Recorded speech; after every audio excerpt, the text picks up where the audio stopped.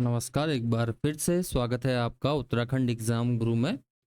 Uttarakhand exam गुरु में जैसा कि आप जानते हैं, हम लोग आपके लिए सरकारी पत्र लेखन की एक सीरीज़ चला रहे हैं, जिसमें हम हर प्रकार के जो शासकीय आलेखन है, उसकी वीडियो डालते हैं।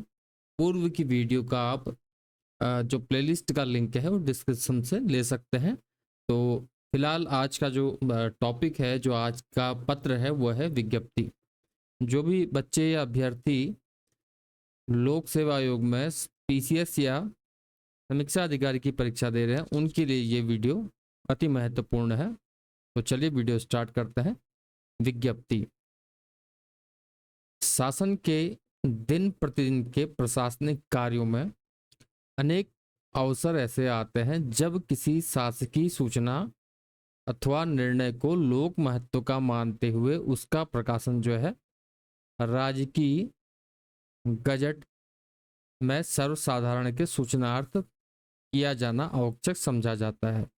यानी कि प्रशासनिक कार्यों में कुछ सूचनाएं ऐसी होती हैं जिसकी जानकारी जनसाधारण तक पहुंचनी चाहिए। इसके सूचना के प्रकाशन के लिए विज्ञप्ति का प्रयोग किया जाता है।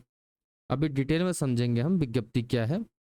इस प्रकार के समस्त प्रशासकीय निर्णयों, चाहे वह शासन स्तर पर लिए गए हों अथवा वे अधीनस्थ सक्षम प्राधिकारियों के स्तर पर लिए गए हों, शासकीय पत्र व्यवहार के औपचारिक रूप विज्ञप्ति के माध्यम से प्रसारित किए जाते हैं। इस प्रकार की विज्ञप्तियों को सामान्यतया प्रशासकीय विज्ञप्तियां, एग्जीक्यूटिव विज्ञप्तियां कहा जाता है। इसके अतिरिक्त शासन द्वारा प्रसारित कतिपय निर्णय अथवा सूचनाएं सांविधिक प्रकार की होती हैं, जैसे नियमों के प्रारूप या किसी अधिनियम के अंतर्गत प्रदत्त शक्तियों का प्रयोग करते हुए संविधिक आदेश का निर्गत किया जाना। इस प्रकार जो निर्णय अथवा आदेशों को संविधिक स्टैच्यूटरी विज्ञप्तियों के माध्यम से सर्वसाधारण के सूचनार्थ उत्तर प्रदेश के गजट, तो यहाँ पर उत्तराखंड मान लीजिए अब अपने प्रदेश का नाम, जो प्रदेश का नाम है उत्तराखंड के गजट में प्रकाशित किए जाते हैं।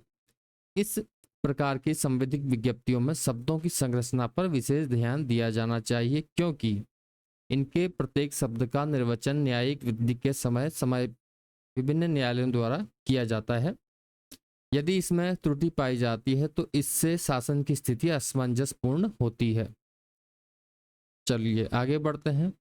प्रशासकीय विज्ञप्तियों की भांति इस प्रकार से निर्गत संविधिक विज्ञप्तियों का प्रकाशन अनिवार्य रूप से राजकीय गजट में प्रकाशित किया जाना चाहिए।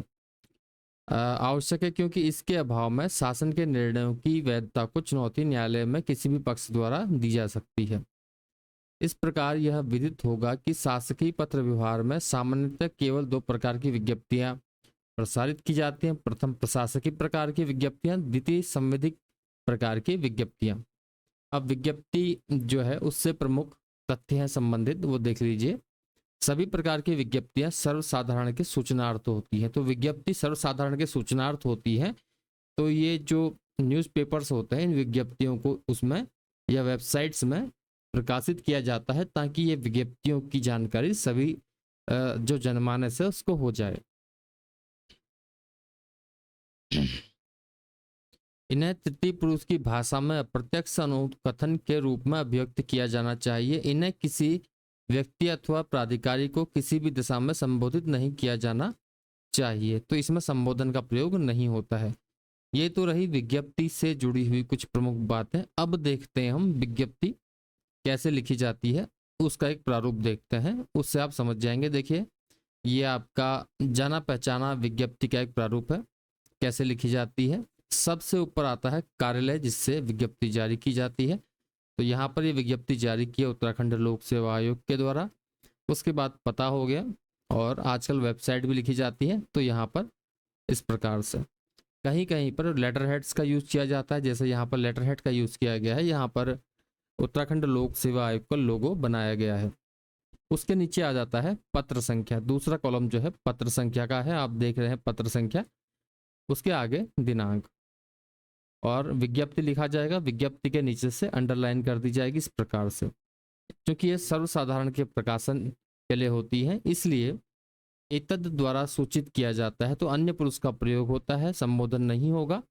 तो एतद द्वारा सूचित किया जाता है महाधिवक्ता कार्यालय नैनीताल के अंतर्गत समीक्षा अधिकारी, सहायक समीक्षा अधिकारी के रिक्त पदों पर सीधी भर्ती के माध्यम से चयन हेतु महाधिवक्ता कार्यालय में समीक्षा अधिकारी, सहायक समीक्षा अधिकारी परीक्षा 2024 के विज्ञापन संख्या को आयोग की वेबसाइट pcs.up.gov पर दिनांक 6 सितंबर 2024 को प्रकाशित किया जाएगा। उक्त विज्ञापन में उल्लिखित शैक्षिक अर्हता के आधार पर पात्र अभ्यर्थियों से ऑनलाइन आवेदन पत्र आमंत्रित किए जाते हैं और जो प्रमुख बातें हैं, जो तिथियां हैं वो इसमें लिखी गई हैं। और ऑनलाइन आवेदन करते समय तकनीकी समस्या के समाधान पर मेल कर सकते हैं। तो देखिए भाषा एकदम स्पष्ट है, अन्य पुरुष में लिखी गई है, बाकी इसमें कोई भी ऐसा अतिरिक्त वर्ड या जो संबोधन है वो नहीं जोड़ा गया है। अंत में विज्ञप्ति जिसकी ओर से जारी होती है उसका नाम आ जाता है भौदी अवधेश कुमार सिंह, प्रभारी सचिव। तो सचिव की ओर से जारी की गई है।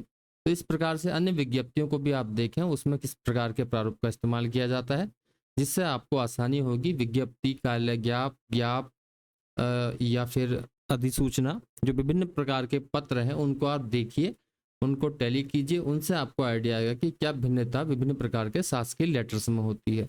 अगर वीडियो आपको अच्छी लगती है कृपया एक लाइक ज़रूर करें, उससे हमारा मनोबल बढ़ता है और हम भी कोशिश करेंगे कि आपके लिए अच्छी सी वीडियो लेके आएँ। और अपना कोई फीडबैक है तो आप कमेंट में अवश्य लिखें, जिससे हमें ये जानने का मौका मिलेगा कि आपको हमारी वीडियोस कैसी लग रही हैं। तो फिलहाल इस वीडियो में इतना ही। अगर आप कोई हेल्प चाहते हैं तो टेलीग्राम चैनल से जुड़ सकते हैं, उसका लिंक हम डिस्क्रिप्शन में आपको दे देंगे। तो फिलहाल इस वीडियो में इतना ही। बहुत बहुत धन्यवाद। नमस्कार।